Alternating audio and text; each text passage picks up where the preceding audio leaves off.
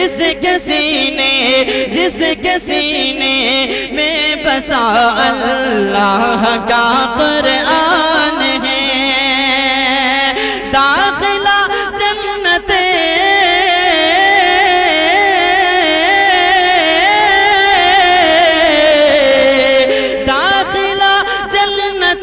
کا اس کے واسطے آسان ہے۔ اپنے گھر کی تباہی نہ روک پاؤ گے، کوئی جو کفر کا سامان بن گیا گھر میں، تمہارے 10 کو وہ جنت میں لے کے جائے گا۔ جو ایک حافظ قرآن بن گیا گھر میں، جو ایک حافظ قرآن بن گیا گھر میں۔ مدوی صاحب جو مدرسہ باب التعلیم کی تعلیمی رپورٹ پیش کر رہے تھے، اور رپورٹ ایک ایسی چیز ہوتی ہے جس سے آدمی کو اندازہ ہوتا ہے کہ معاملہ کیا ہے، اور پازیٹیو آئی ہے، نیگیٹیو آئی ہے، یہ تو کرونا کال میں آپ نے خوب سمجھ لیا ہوگا کہ رپورٹ کیسی آئی ہے، اور اسی رپورٹ کے اعتبار سے آدمی اندازہ لگا لیا کرتا ہے کہ معاملہ کیا ہے۔ میرے عزیزوں، میرے بھائیوں، بہت خوشی ہوئی مجھے سن کر، بلکہ مجھے ہی کیا، میرے ساتھ ڈائس پر جتنے لوگ بھی موجود ہیں اور آپ حضرات موجود ہیں، آپ کو بھی سن کر خوشی ہوئی ہوگی یقیناً کہ وہ مدرسہ جس کا آغاز 2 بچوں سے ہوا تھا اور آج اس کی تعداد 86 تک پہنچی، اور 86 میں بھی 8 وہ ہیں جن کے سر پر آج دستار فضیلت رکھی جائے گی۔ یہ کتنی بڑی سعادت کی بات ہے۔ حافظ نور الحسن صاحب کی قربانیاں اور ان کی جہد مسلسل کا نذرانہ ہے جو آج ہم اپنی آنکھوں سے دیکھ رہے ہیں۔ حافظ محمد فیصل صاحب جو حافظ نور الحسن صاحب کے شانہ بشانہ ان کا ساتھ دے رہے ہیں، میں حافظ نور الحسن صاحب کو مبارکباد پیش کرتا ہوں، اور مبارکباد پیش کرنے کے ساتھ یہ ایک پیغام دیتا ہوں کہ کبھی بھی حوصلہ نہیں ہارنا ہے، حالات کیسے بھی آ جائے، کیونکہ زمزم کا پانی آج پوری دنیا پیتی ہے، اور پوری دنیا کے اندر زمزم کا پانی سپلائی ہوتا ہے، لیکن اگر آپ اس کی ابتدا میں جائیں گے تو کیا ہوگا کہ جہاں پر پیر رگڑنے کے بعد ایک قطرہ پانی نکلتا ہے، اور اس سے پہلے کے حالات ایسے لگتے ہیں کہ گویا کہ آدمی، گویا کہ وہ بچہ پیاس کی وجہ سے جان دے دے گا، لیکن اس کے بعد اس پیر کی ایڑیوں سے جو چشمہ پھوٹتا ہے، پوری دنیا اس سے سیراب ہوتی ہے۔ میں اس وقت انتہائی ادب و احترام کے ساتھ مدرسہ باب التعلیم کی ذمہ داری کو بحسن و خوبی انجام دینے کے ساتھ ساتھ آج جو پورے اتر پردیش اور اس کی سرحد و سیما کے پار نہ جانے کتنے صوبوں میں اس ناچیز قاسم عثمانی کی حاضری ہوتی ہے، میں آپ سے عرض کر دوں کہ حافظ نور الحسن صاحب جو انگلی پکڑ کر مجھ کو چلانا سکھایا ہے اس تعلیم کے میدان میں، اور کٹولی کی سرزمین پر جنہوں نے میری سرپرستی فرمائی، میں 4 مصرے پڑھتا ہوں اور آپ کو سب کو بیدار کرتا ہوں، قاری رفیق صاحب کے دامن میں 4 مصرے رکھتا ہوں۔ میری بات اگر سچی ہو تو سارے سندھیا مئو کے لوگ میری بات کی تائید کریں گے کہ ایک اللہ پہ ایمان اگر لے آتا، ایک اللہ پہ ایمان اگر لے آتا، نوح کے بیٹے کو ہرگز نہ ڈبوتا پانی، نوح کے بیٹے کو ہرگز نہ ڈبوتا پانی، اور ایڑیاں رگڑی براہیم کے بیٹے نے جہاں، ایڑیاں رگڑی براہیم کے بیٹے نے جہاں، ایڑیاں رگڑی براہیم کے بیٹے نے جہاں، اب بھی زمزم کا وہیں سے ہے نکلتا پانی، اب بھی زمزم کا وہیں سے ہے نکلتا پانی۔ ایسا عزم، ایسا حوصلہ اگر بندے کے اندر ہو تو ایک ایڑی کی پھوٹ جو آج پوری دنیا کو سیراب کر رہی ہے، مجھے امید ہے، بلکہ یہ کہا جائے کہ اگر دارالعلوم دیوبند اس کی ابتدا آپ دیکھیں گے تو اس کا بھی آغاز 2 بچوں کے ساتھ، بلکہ ایک شاگرد اور ایک استاد کے ساتھ ہوتا ہے، تو ابتدا اسی طریقے سے ہوتی ہے۔ کر رہے تھے اسی درمیان ہمارے بیچ آج کے اس پروگرام کے صدر عالی وقار حضرت مولانا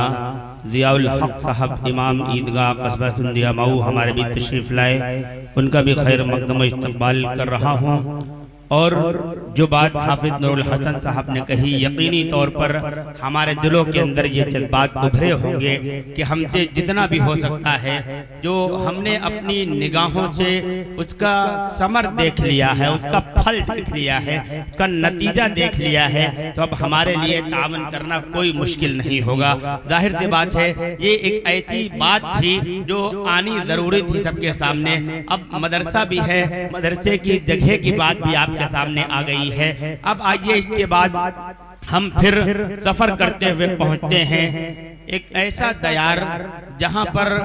بزم تصورات ایک ایسی کشتی ہے کہ انسان اپنی آنکھوں کو بند کرتا ہے، تصورات کے پروں پر سوار ہوتا ہے، یہاں سے لے کر 7 سمندر پار جاتا ہے اور انتہائی عقیدت کے ساتھ، ادب و احترام کے ساتھ تمام تر جذبات کو نچھاور کرتا ہے۔ تو کبھی راحت اندوری نے کہا تھا کہ زمزمو کوثر و تسنیم نہیں لکھ سکتا، زمزمو کوثر و تسنیم نہیں لکھ سکتا، نام احمد کی میں ایک میم نہیں لکھ سکتا، اور میں اگر 7 سمندر بھی نچوڑوں راحت، میں اگر 7 سمندر بھی نچوڑوں راحت، نام محمد کی میں ایک میم نہیں لکھ سکتا۔ اس کے آگے کہتے ہوئے کبھی پروفیسر ملک زادہ منظور نے ایک بات کہی تھی کہ ہر لفظ وضو کر لیتا ہے، ہر شعر تلاوت کرتا ہے، ہر لفظ وضو کر لیتا ہے، ہر شعر تلاوت کرتا ہے، پڑھتا ہے کوئی جب نعت نبی سمجھو کی عبادت کرتا ہے، پڑھتا ہے کوئی جب نعت نبی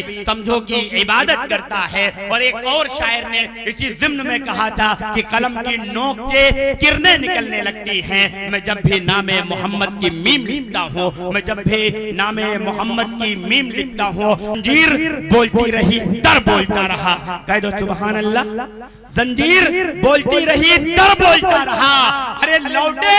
تو ام ہانی کا گھر بولتا رہا۔ زنجیر بولتی رہی در بولتا رہا، لوٹے تو ام ہانی کا گھر بولتا رہا۔ اور پل بھر میں گئے آئے سرے عرش مصطفیٰ، پل بھر میں گئے آئے سرے عرش مصطفیٰ،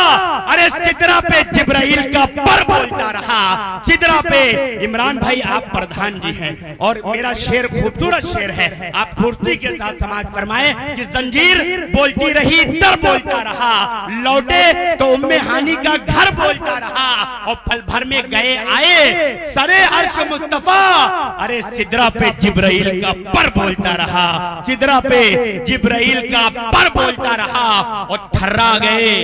یزید کے سب لشکروں سپاہ، نیزے پہ جب حسین کا سر بولتا رہا، نیزے پہ جب حسین کا سر بولتا رہا۔ نے ماں کو عظمت کمال دی، اس کی دعا پہ آئی ہر مصیبت بھی ٹال دی، آقا نے ماں کے پیار کی دی اس طرح مثال کہ جنت اٹھا کے ماں کے قدموں میں ڈال دی۔ یہ اس طرح کی کانفرنسیں آپس میں محبت بھائی چارگی کا پیغام دیا کرتی ہیں۔ کبھی اسی شعر سے، اسی اسٹیج سے یہ بات کہہ دی گئی کہ خوب بہی ہے امن کی گنگا بہنے دو، خوب بہی ہے امن کی گنگا بہنے دو، مت پھیلاؤ دیش میں دنگا رہنے دو، اور لال ہرے رنگوں میں ہم کو مت بانٹو۔ مولانا ضیاء الحق صاحب آپ کی صدارت، لال ہرے رنگوں میں ہم کو مت بانٹو،